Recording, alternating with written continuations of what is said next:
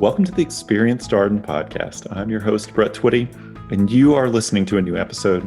On this episode of the podcast, I'm excited to welcome two second-year students, Andrew Kalna and Jeremy Rosenthal. Andrew and Jeremy are both members of our second-year student admissions committee. We recently welcomed them to the podcast to share a bit more about their experience and highlight some of their favorite tips for Darden applicants. I think you're really going to enjoy this conversation. So without further ado, here's my interview with Andrew Kalna and Jeremy Rosenthal. Andrew, Jeremy, welcome to the podcast. Hey, Brett, thanks for having us. It's great having you both here. Fantastic to have a couple members of the second year student admissions committee join us here on the podcast. Been looking forward to this conversation. We got round two deadline on the horizon. It's upcoming, and figured this was a good opportunity for you to share some insights, some wisdom that you've accrued from your time as Darden applicants, as members of the student admissions committee with our listeners. But before we get to that, let's talk a little bit more about you and your background. So Andrew, I'm going to start with you. Tell us a little bit more about who you are and what you did before coming to Darden. Sure. So before coming to Darden, I was an Army officer. That's where I spent most of my time. And I was primarily working on engineering projects and diving operations. Had the opportunity to lead a couple different organizations in that capacity, and really learned that I loved developing people and leading teams. And so I knew that as I was looking to transition out of the military, that I really wanted to continue in a general manager capacity. And so Darden was really a great fit for me, not having a business background and having a really phenomenal academic curriculum and program with the case method, but also being a really strong general management school and focus. It really resonated with me. And then, I think a little bit more about who I am. I'm somebody that loves to be outside. I'm curious kind of about what's going on. I love learning new things, and I brought my family with me to Charlottesville. So I really enjoyed trying to get outside and explore some of the surrounding things with them. One of the benefits of being in Charlottesville is all the great outdoor activities, how you can have a little bit more elbow room and explore. I mean, about 20 minutes or so to the Blue Ridge Parkway and lots of great hikes in the area. I imagine you've gotten into some of that since you've been at Darden. Yes, we do a lot of hiking, even more with COVID. It's a really safe activity that we can just go do with, just our family, the three of us, and get outside. Spend a lot of time. I love Charlottesville too for all the, the vineyards and the breweries. It's another great way to kind of be outside, enjoy, a local business, and then, the food scene in Charlottesville is pretty amazing too. So that's been things that we've enjoyed pre-COVID and now in COVID in slightly different ways, but it's still really good to see the cool things that are going on around Charlottesville. That's great. We hear about that so often from students when we ask them, what's their favorite thing about Charlottesville? And it's a common list of restaurants and outdoor activities and just the quality of life you can have in what's a really nice, very livable college town. So yes. Jeremy, how about you? Share a little bit more about your background, who you are, and what you've done, what you did prior to coming to Darden. Sure thing. So a lot of what Andrew was talking really resonates to me, particularly as someone who was coming to business school from a non-business background. So I come from a family of educators and teachers, and I kind of joined the family profession and was a teacher for 5 years, including at my own former middle school, where I led the math department alongside some of my own former teachers, which was an interesting experience. And then I transitioned to nonprofit. I worked for City Year, which is a national nonprofit. They have a location in Miami. And I was working in program management at 2 sites and really had a great experience there, also doing some instructional coaching and helping to maximize the impact of those people who were serving down there. I wanted to come to business school because I wanted to eventually return to that nonprofit sector. And I saw that so many of the people leading nonprofits had their hearts in the right places, had a bunch of skills in the for example, in the education sector, but lacked some of those hard business skills. And I wanted to be able to combine both of those skill sets. And that's what brought me to Darden.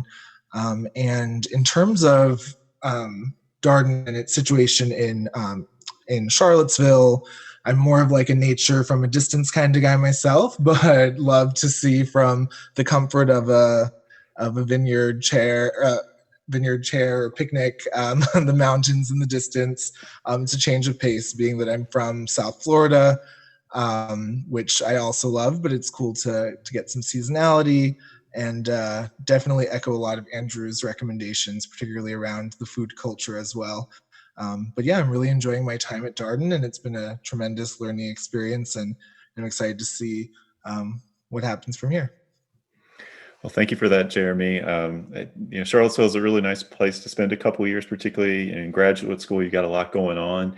You're very, very busy. By being in Charlottesville, it allows the school to be focus of your academic life, certainly, but also your social life. How did you think about the location as you were making your decision? I think I wanted to be in a town that was different enough from where I've spent most of my life, which again is in South Florida. I wanted that change of scenery, that change of pace, but also not so starkly so that I was having to don like a winter down coat like in September.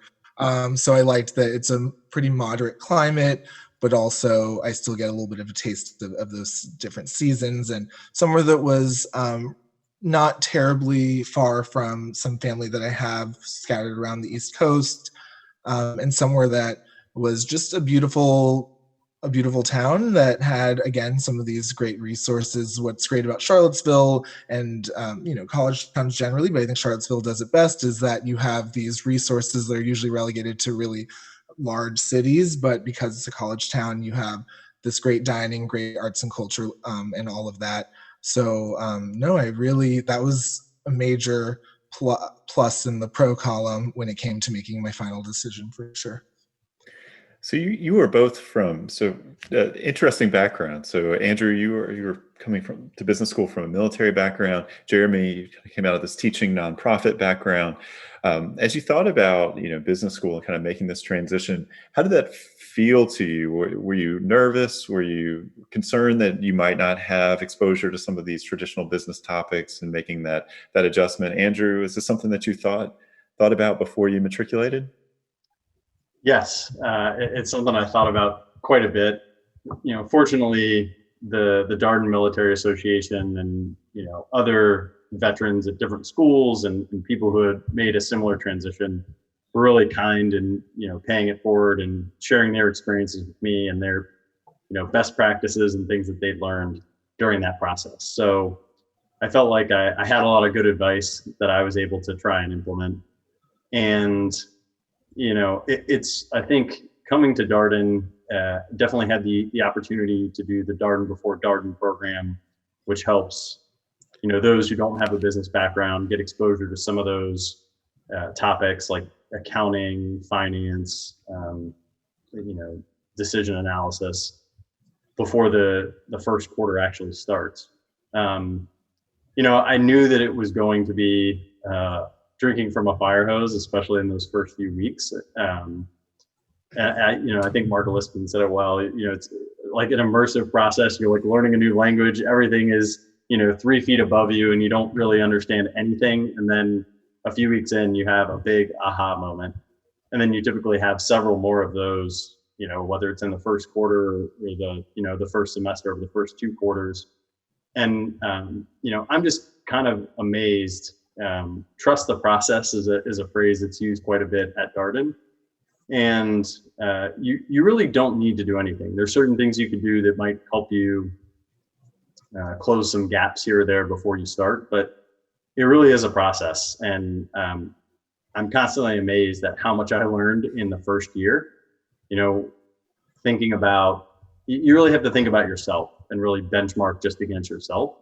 But when I looked at my peers that had spent 6 years on Wall Street or other finance or business backgrounds, I wasn't really able to have a conversation or have much understanding at first, but now I'm not quite as good as they are, but I think the gap is pretty small, just because of how robust Darden's program is, the exposure, and honestly, the willingness of my peers who have, different expertise in different areas, taking time to explain something to me after class, or in class, answering questions for the benefit of everyone. Thank you for sharing that perspective. Jeremy, is this something that you thought about, coming to business school? You had a math background. It sounds like you were teaching math, worked in nonprofits. Were you concerned about having gaps, or, learning a new curriculum, or being around people that were from more traditional, quote unquote, business paths and careers? Yeah, and if I could just echo everything Andrew said, all of the above, I was nodding my head all the way along. Definitely agree. That was a major concern, and I think that's why I ultimately chose Darden, because coming from an education background, I had a real, teaching philosophy or educational philosophy that was student-centered and that encouraged discourse within the classroom. And I realized how that worked well with my students. I wanted to go to a school where I would have that same opportunity. And so I was really drawn to Darden for the alignment with my own kind of pedagogical philosophy. And if you're going to go to business school, if you have gaps to fill, go to a school that actually actively works to fill those gaps. And so that's kind of what led me to Darden. And if I could just add a really fundamental piece of the puzzle here at Darden is the learning team. And a lot of what Andrew talked about was there's a lot of informal collaboration that happens, but having that formal system in place is definitely really important. And I know in the case of my learning team, just having a group of people who had those more traditional backgrounds and who were willing to share that knowledge with me so readily was tremendously helpful. I'm glad you mentioned the learning team. We've talked about it a bunch here on the podcast. We also talk about sections and how that becomes a real anchor for students as they progress through that first year curriculum. I mean, there's a lot of support. So hopefully if people have been listening to the podcast, they know that they're not on their own as they go through this process, that there are a lot of people there to reach out. And so reach out and ask for help. The learning team is a natural place to get started, as these teams are intentionally diverse in terms of different backgrounds, academically, professionally, and a great touch point for students as they navigate the core. So I'm curious about how things are going for you right now. As you might imagine, we have a lot of prospective students asking about life on grounds and what's happening. You have wrapped up the semester, or so to speak, and looking forward to the coming quarter and semester. Andrew, I'm curious if you have any thoughts you'd like to share about how this past semester went, what the experience was like. Did you have virtual classes? Did you have hybrid classes? Did you do extracurricular activities? What did that look like? Yeah, so I had several hybrid classes. I had one that was all virtual. So this past quarter, I was typically on campus 2 days a week. Two of my classes were small enough, or not enough people opted in, and I was able to be on grounds almost every week for those couple of classes, which was really helpful. I think, when you have the opportunity, at least for me, to be in person, it's just a little bit easier to kind of focus and engage with that material, especially with some of the classes that are a little bit more quantitative in nature. That said, I think, Darden continues to invest a lot in not only the technology, but the process of teaching online. I know the professors get together and, talk about best practices and what's working in different learning formats. And so, the professors continue to deliver the best experience they can given the circumstance. So I had a good quarter. Took some courses and really branched out, tried to push myself. So looking forward to being on grounds again, at least for a couple courses in the hybrid format in Q3, and also taking the J term. So that'll be nice, a little compressed course. So that'll be a new experience too.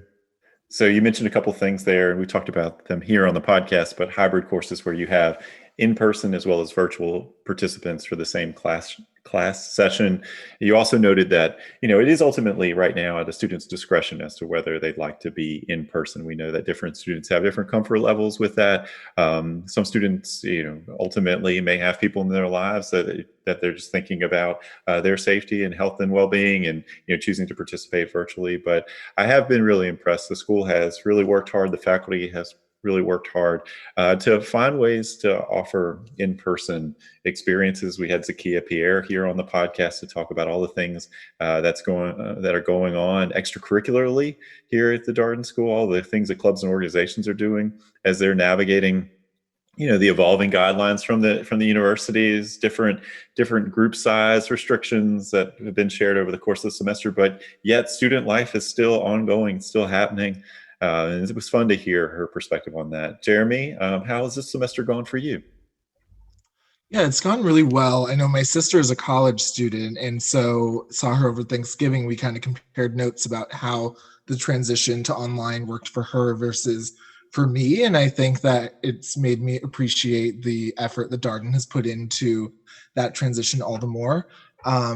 Just because there's a lot of thoughtfulness around our courses. And for me personally, I don't think that I've learned any less or more for that matter in an online class versus an in-person class. If anything, I'm more keen to participate if it's virtual. I know that there's like a contingent of students that feel that it's a little bit lower. It feels a little lower stakes when you're participating in a virtual environment. But nonetheless, I've learned a good deal both virtually and in person, and have enjoyed some of those hybrid classes though, just to get some FaceTime in with the professors. But in terms of some of the other aspects, I know some professors, including one of mine, offered students the opportunity to have socially distanced drinks at her house one day and coffee chats and things like that. So they're really trying to make sure that we feel as much a part of the community as possible. A lot of Darden Cup events were transitioned during this time, and those were very successful from what I understand. And then some of the clubs that I'm in, one of them, we were still able to have our signature event, which we were able to transition to an online format, which was very successful also. So very different, but not necessarily better or worse, just certainly very different this quarter. Yeah, we're often reminded of what Tom Steenberg said at the beginning of the semester, is that really the charge is to try to make this new, to see what's possible given this particular set of constraints and this particular set of circumstances. We are where we are with the health and safety guidelines. COVID remains an evolving, fluid situation. But I do think, just in talking with students here and talking with faculty and talking with staff, people have really worked hard to make this as good a semester as it could be, to find ways to be together safely, and to continue to be creative in the midst of all of this. You're both members of the Student Admissions Committee, and our listeners may not know a ton about what is colloquially known here at the Darden School as the SAC. Andrew, how would you describe the SAC to a prospective student? I would just say that the Student Admissions Committee is a group of first or second year students, because the committee runs across both years, who are really dedicated to helping ensure that prospective students have the resources and the best possible experience during their application and interview process. So, in the first year, the SAC is really focused on really the events, the welcoming events for students as they're coming on grounds, exploring Darden, pre and post admission. Usually there's 3 big event weekends that we host, and so really providing a welcoming atmosphere and trying to give them a really phenomenal experience to not only see what Darden's all about, but also be able to take in some of Charlottesville and see what it's like to live and study here for a couple of years. And then, I'll let Jeremy touch more on the second year, but I think it's a little bit more focused on, the interview process and helping prospective students who are reaching out and kind of starting their research. So I'll pause there and hand it over to Jeremy. Yeah, I mean, I think you captured it. It's really exciting to be such an integral part of the interview process, to get to meet so many folks that are excited about Darden, get to share our experiences with them, and to interview them and chat with them. And really the emphasis here at Darden is that the interview is a conversation. So it's great to get to have those conversations with so many really impressive folks. I'm curious what it's like to be on the other side of the interview, because that is, we know this from an admissions committee standpoint, it's probably one of the more nerve-wracking moments in the application process. You know that you're being considered for an offer of admission. You know, it's worth noting that in early action we have open interviews, but all other interviews are by invitation only. And so, you know, you kind of move forward in the process and you're talking to someone, maybe a second year student, maybe an admissions committee member. What's it like, Jeremy, to be on the other side now doing those interviews? Do you remember when you were a prospective student and going through that process? I do remember, and I remember how much my perception of Darden and every other school was really colored by that interview experience, which is, I think, one of the reasons why I really wanted to be sure that I was a part of this committee, because I had a lot of interesting experiences where at other schools where it felt like I was being grilled and where there was a lot of nerves and not smiling people. And whereas at Darden, it was just like a very warm and welcoming experience. And again, it was really conversational. And so, yeah, I mean, getting the chance now to help to facilitate that kind of experience for my interviewees, letting them know that this is, you know, it's a conversation. I want you to reveal your, you know, show your best self through the process. It's just really gratifying to get to be a part of that process. And, you know, selfishly, I've picked up some tips now as an interviewer. I've gotten a chance to kind of get in the head of what an interviewer is thinking. And as I've, you know, been an interviewee throughout the recruiting process, it's really been a good chance to reflect and think about, you know, what stories are the most compelling ones to tell within that context. But overall, just, yeah, I certainly do remember what it was like to be in those seats. And that's why I really felt compelled to apply for this position. Andrew, how about you? Do you remember going through the interview process? What's it like now to be on the other side of the table, so to speak? Yes, I do as well. And I echo everything that Jeremy said. I think my motivation was similar. Yeah, having you know, some really great and some not as great interview experiences, not only with MBA admissions, but just, you know, previously in other professional experiences. I was really excited by the opportunity to represent the university. And, you know, it's a really humbling responsibility, because I think what I've realized is that as the interviewer, the onus is really on you to create an environment that is conversational and gives the candidate the best opportunity to showcase themselves holistically. And so, you know, that's something that I know we all take very seriously. And, you know, as Jeremy mentioned, when you're on the other side and you're kind of reflecting on that, you realize that you want to take away you know, that hierarchy or that dynamic and just really engage in this open conversation.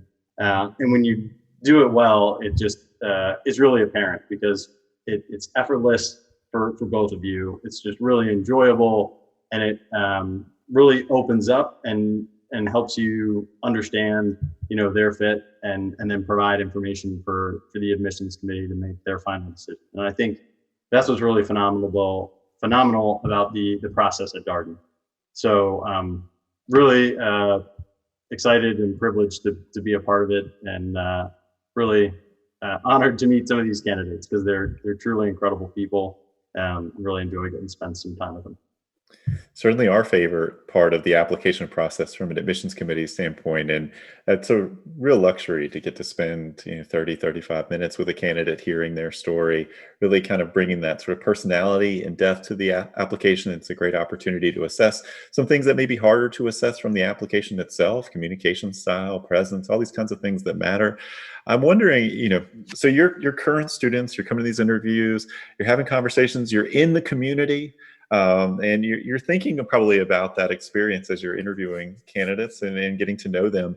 I wonder if you have any tips or a favorite interview tip that you share with prospective students as they approach this conversation. We just recorded a podcast conversation all about interviews, but as part of that, we did not have the student perspective. So, Jeremy, I wonder, do you have a tip that you like to share with interviewees?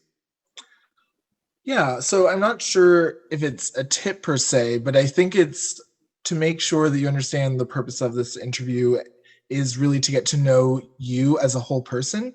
So I'm sure within some of the other, online and that previous conversation that you just discussed or mentioned, there's our interview process is very kind of interviewee directed, and they kind of lay the groundwork for their story. And I think it's important to realize that we're not just asking for what your professional achievements are. We want to know how you got where you got, what intention was behind the decisions you've made, and what makes you tick. What are you passionate about, and what are you going to bring to the Darden community beyond just the smarts and the business acumen or the prior experience, whatever form that took. What are you going to bring as a person to the Darden community? And so just to make sure that people are letting that shine throughout their interview. All really good advice. So much of what we encourage candidates to think about is the why of their story, right? As you're telling that, not just what you've done, but why, and sort of that self-reflection and that introspection. Andrew, I wonder if there's an interview tip that you like to highlight or something that you encourage interviewees to think about as they prepare for that conversation. Yeah, so I'll build on that. I'm really big on the why and the holistic perspective. And so I think what I encourage candidates to do is do two things. One, try to focus on getting conversational. I think it's easy, even though we try to create this really open conversation to try to give the right answer. And I think it's important for candidates to know that we're not looking for one type of person. We're not looking for everybody that wants to do X and Y or comes from a specific background. We really just want to see you shine through, and that comes from being your authentic self. And I think when I was going through the interview process, I was like, what does that really mean? But I think it's just like answering a conversation or a question in your language, right? And showing up in the way that you normally would. Because it's we're always encouraging candidates to be themselves in this process. I think if you can do that, then by the time you get to the end of it and you make your MBA plans, the school's picked you for you, not some sort of edited version of you. And we would really encourage you to sort of embrace the application as an opportunity to be your true self, because that's what we're interested in. To the earlier point, you're going to bring that whole self with you to Darden.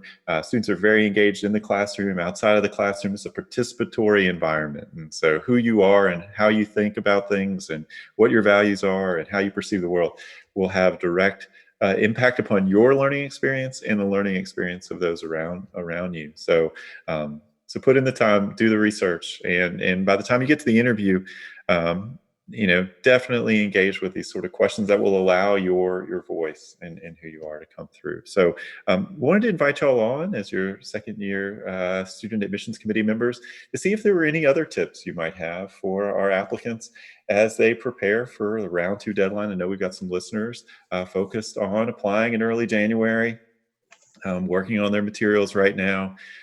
Jeremy, I want to put in a quick plug for you. You wrote a blog post not so long ago, a really helpful one, highlighting 5 hard-earned tips. It's great. If any of our listeners have not read that yet, go to the Discover Darden blog, check it out. I'll start with you to see if there's a tip that you would like to highlight for folks as they work on their applications. Yes, thank you for that. That was fun to write, and definitely the hard-earned aspect was referencing that it wasn't my first rodeo. That when I applied to Darden, I had done it once before and had a lot of learnings I was excited to get to share with people. But I think if I were to highlight one of those out of the list of 5, I would say really to own your impact. So I know my first go around, my dress rehearsal, quote unquote, was my resume and all my application materials kind of just came across as these were my job responsibilities, like listed ad nauseum. And so I think that what's important is to disentangle what has your impact been within your organization. Don't shy away from the impact. And if it's not something that's quantifiable, where have you taken initiative? Where have you left your fingerprints on your company? Where have you gotten to hone leadership experience, your leadership skills, whether in formal or informal ways?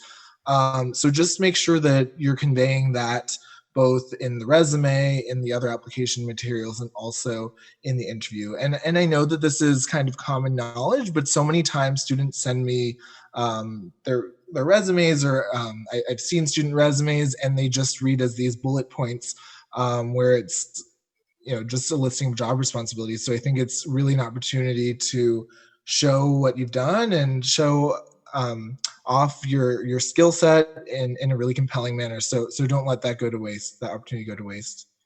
So own your impact. Donna Clark has a really nice video around showing impact and leadership in your resume. If you have not had a chance to watch Donna's application tips video series, highly encourage it. If you're working on an application, I would describe it as essential viewing. So take a break from Netflix for a little while, watch some application tips videos. It'll be well worth your time. Andrew, how about you? Any tip that you'd like to highlight here for our prospective applicants? So building off the research aspect, I think that's really important for a lot of your essay questions, to understand Darden holistically, what it offers across the academic and the social spheres. I think the other thing is it's important to be self-reflective as you're answering those questions. And so I think it's really important, especially since most of the questions I think for the application are pretty short, like a couple hundred words or less.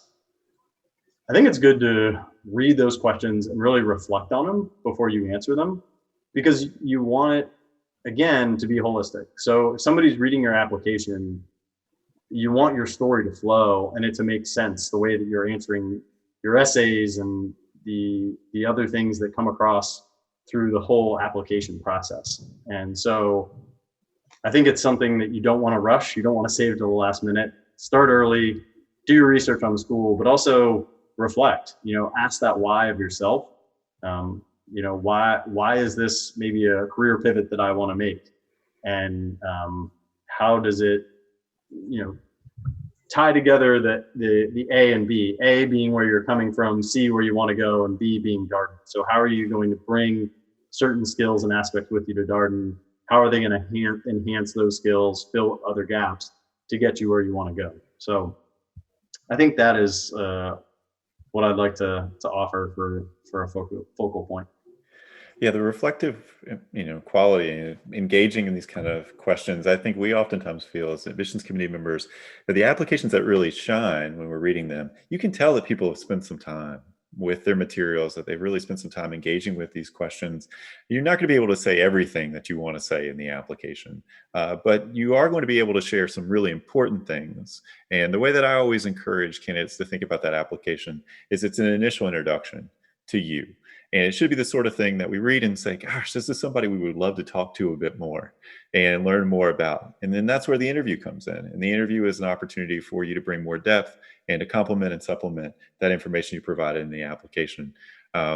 Jeremy, I wonder if you have another tip that you might like to highlight, something, it could be something you wish you would have known, or now that you've been a student, something that you think about a little bit differently about the application process. I'm curious. Yeah, so I mean, a lot of my tips are around doing that research, because in terms of what I wish I would have known, it was the degree to which students do this research and just how impressive it is, and how much it kind of colors the interview. But I think another thing that really jumps off the page when you're looking at a resume, or that stands out when you're talking to someone, is to make sure that you're communicating that you're a human being with passions, that you have hobbies and interests, and we've spoken to this a little bit so far, but I know I mentioned the talent show for Darden Cup in my in that blog post, and just how impressive everyone was and how exciting it was to see everyone on the stage showing some of their talents. And clearly these are talents that have been honed over many years. And it's if that's something that you bring to the table, make sure that you're letting us know what you're all about. And yeah, so I just think humanizing the application as much as possible, use that space at the bottom of your resume to say what some of your favorite podcasts are. I'm sure this one will be on the list, or whatever the case may be. But yeah, I think, just make sure that you're conveying that holistic part of yourself. No, I really appreciate that point. And I think we are very interested in that. So we do ask about hobbies and interests, and there's a short answer question. What would you like your learning team to know about you? That's a way of potentially highlighting some of those things and bringing that personality forward. Of course, one of my favorite questions in interviews is about hobbies and interests. I love asking people what they've been reading or what they've been listening to. Again, so much of this is about what you're passionate about, because passion is kind of essential for the case method. You have to be curious. You have to be curious about how people think about the world, see things, and it's really kind of the fuel for what happens here at Darden. Andrew, is there another tip that you like to highlight, or anything that you share with prospective students? I think it's kind of about, being willing to open up and not being afraid to, I don't know if take charge is the right phrase, but in an interview, like, everybody has a different personality, but it is certainly okay to be excited and take charge and embrace and own your story. There's something powerful about that. And so whatever it is and whoever you are,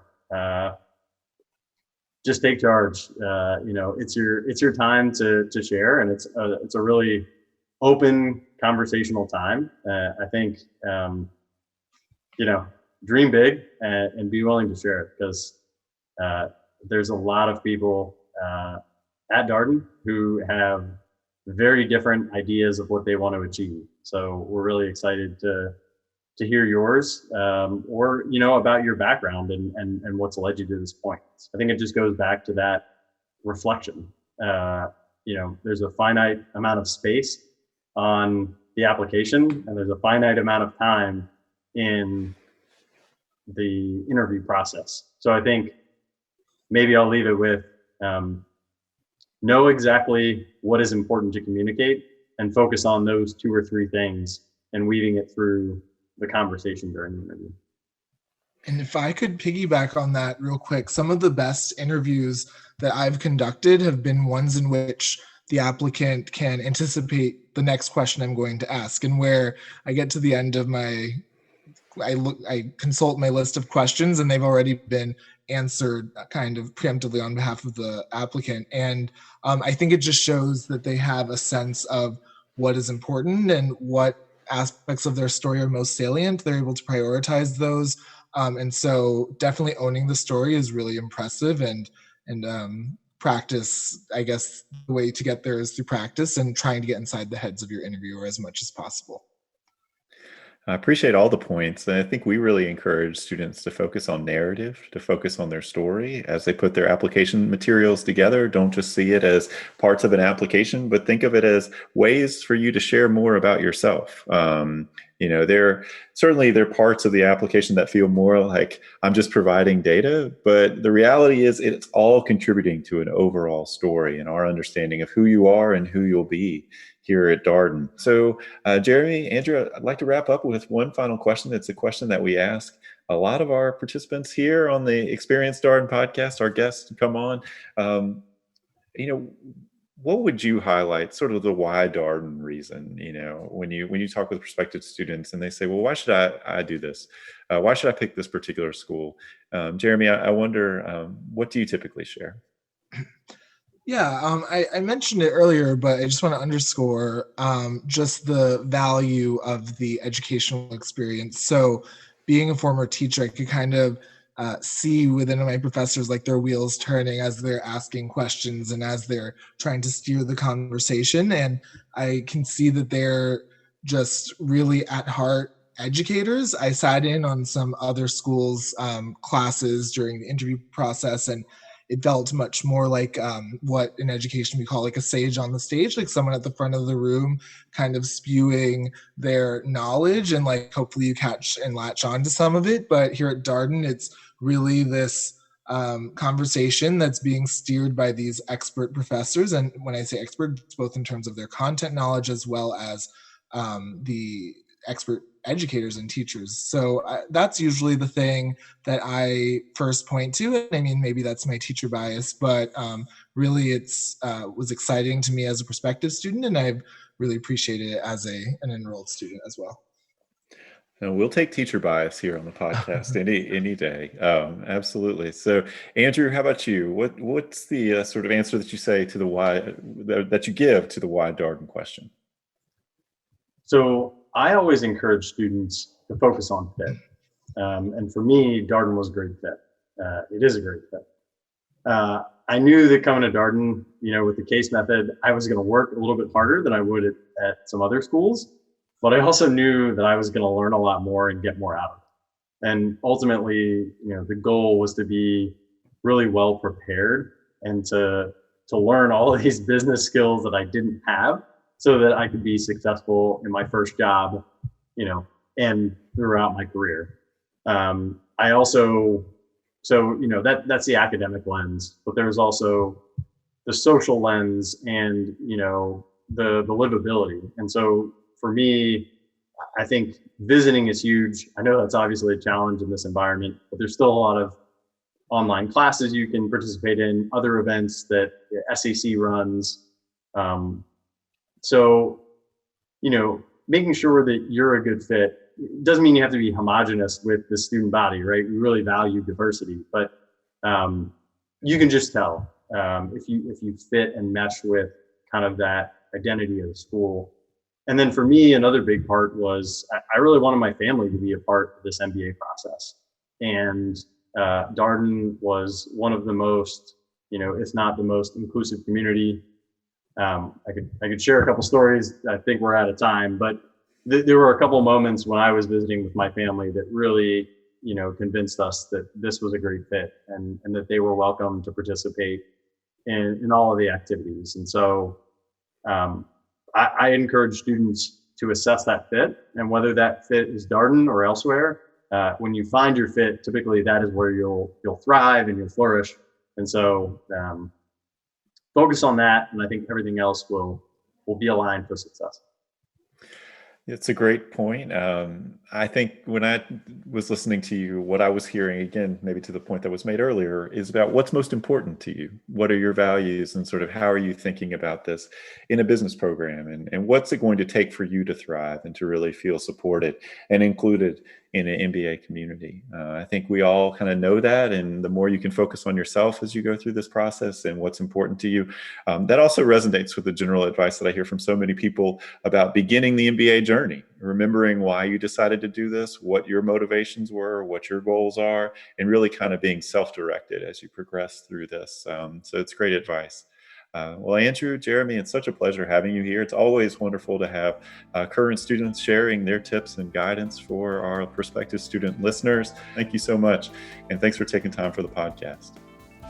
Thank you so much, Brett, and happy holidays. Thanks, Brett. Appreciate you having us. Happy holidays. And that was my interview with Andrew Kalna and Jeremy Rosenthal, two second-year students on our Student Admissions Committee.